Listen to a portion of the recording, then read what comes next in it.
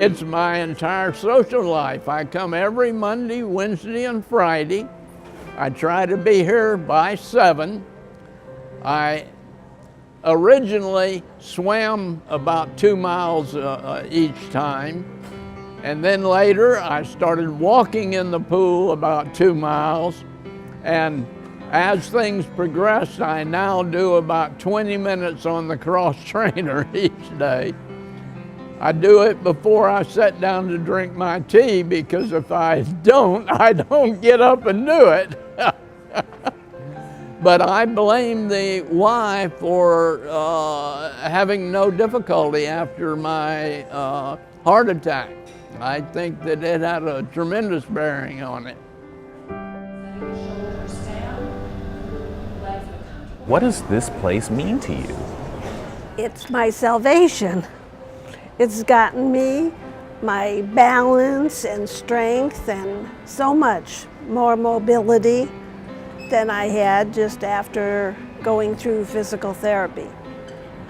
It's one thing to do physical therapy in a hospital, but then you have to operate in the real world, and it's a whole lot different. So when I come here, I'm operating in the real world.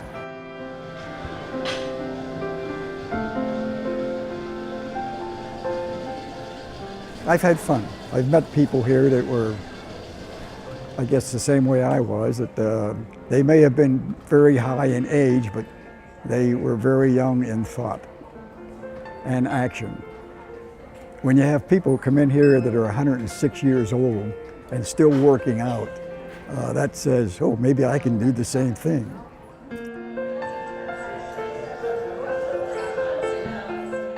I come every single day. This is my community. This is my family. I love this place. This is where I come to feel better, to look better, and also I feel like this is part of my routine every day. You know, I wake up in the morning, I take the dog for a walk, and then I come here. Well, I never thought I'd see the year 2000. When I was working, when I first went to work at my job, the people there either died the year before they retired or they died the year after. That was just normal, and I certainly was accustomed to that. But I attribute, number one, I've been coming here, I don't really know how long, it's between 20 and 25 years, and this certainly has contributed to my longevity.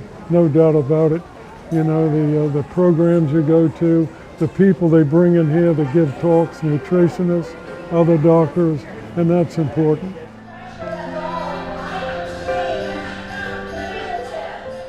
This is the only facility. I've been to others. This is the one that greets you warmly, cares about you, doesn't ignore you. And you meet the most wonderful people from all over the town that I would not have run into otherwise. And they're such my good friends now. They came to help me celebrate my 100th birthday.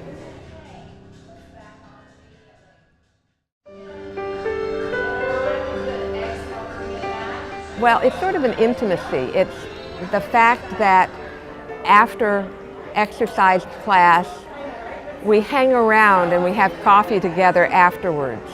It's social support that you certainly don't get at a standard gym.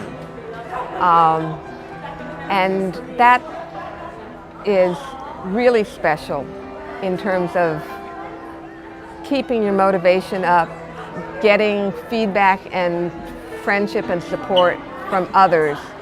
It helps it, you know, make this the destination you want to come to get your workout.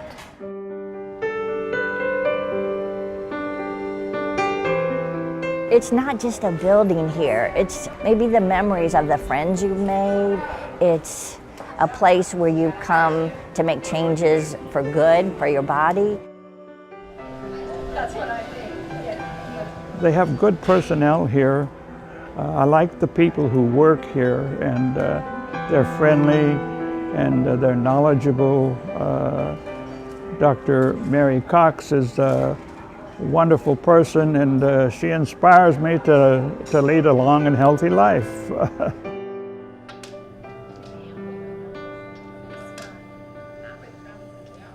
I just think it's the sense of connectiveness and belonging that you get when you walk in, and the authenticity of the people.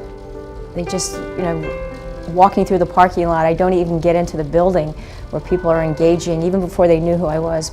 You know, when I started, they just would stop and talk to you and be authentically and, you know, engaged in who they are and who you are as a person. Well, it's the only social life I have. Otherwise, I go to doctors, I go to the grocery store, and come to the Y. That's it. And Mary, the manager here, is moving the round table that we sit at and solve the world's problems every Monday, Wednesday, and Friday over to Lakemont, and I'm going to give that a try. I certainly hope it works out. It means a great deal to me. It's a great part of my life, and I look forward to coming. It's a reason to get up and get going, because I'm going to the Y.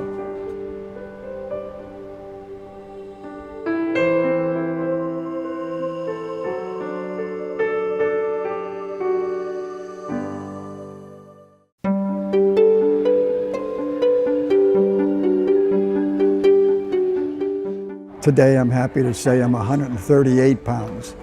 For a guy my age, good. But I attribute that to the YMCA workout that gave me the push.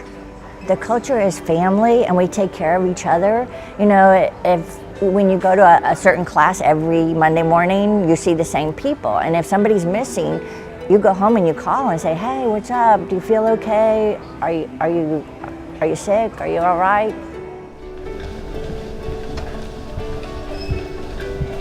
And everybody here, the one thing you pick up right away, nobody cares what you did. You know, you don't have, most of the places you go, the first thing you want to know, well, what did you do? You know, and it doesn't matter. There's just a feeling of family about this Y. I just think it's inevitable, given that folks are living longer and the quality of life is much more important as we age. We don't just want to get older, we want to get older and bolder, as you guys are a testament to. And I think it's where you can do it with dignity, not being a gym where, you know, you have folks who are just young and, you know, spazzing around. There's nothing wrong with that. We have certainly 26 other branches that serve that need. But this is a place where you can come and be amongst your peers. I go to both this Y and the Winter Park Y, but I prefer this one because you see these 85 and 90-year-olds and you think, okay, that's me in 30 years. I have to keep this up so I can look like that. Because, you know, people are living longer, so I feel like I've got to exercise even harder. What if I live to my 90s? I only have one body, I have to keep it up. I talk about it being so important to other people. It's important to me too. I have a lot of people here. I have friends that I've made here that will end up lifelong friends. People that you end up going out to dinner with. People you're interested in. Well, a lot of people in here that are around my age. Now you go to the Gold's Gym or the others, you just find the young bucks that are in there, and sometimes it gets to be, and I've looked into them in some places, and I said, I don't want to partake in this particular outfit because that there weren't any gray hairs. People look at you as though you have, you know, something that they don't want to get too near you. It might be catching. And right away you stand out, and I just want to fit in, be like everybody else. When you get to be my age, or even younger as I was when I started, you don't necessarily want to run into and be intimidated by Muscleheads. Muscleheads, thank you. That's a nice term. You feel more comfortable. I feel more comfortable around my own type. When I can't hear something, they don't make a big deal of it. Or if I can't read something, you know, they're in the same boat I'm in. And everyone is here working on something, arthritis, joint replacements. I fit right in. I'm not an oddball. Everywhere else I am. So I feel comfortable here, and I feel I have companionship with these other people who are working as hard as me to get back to a normal person.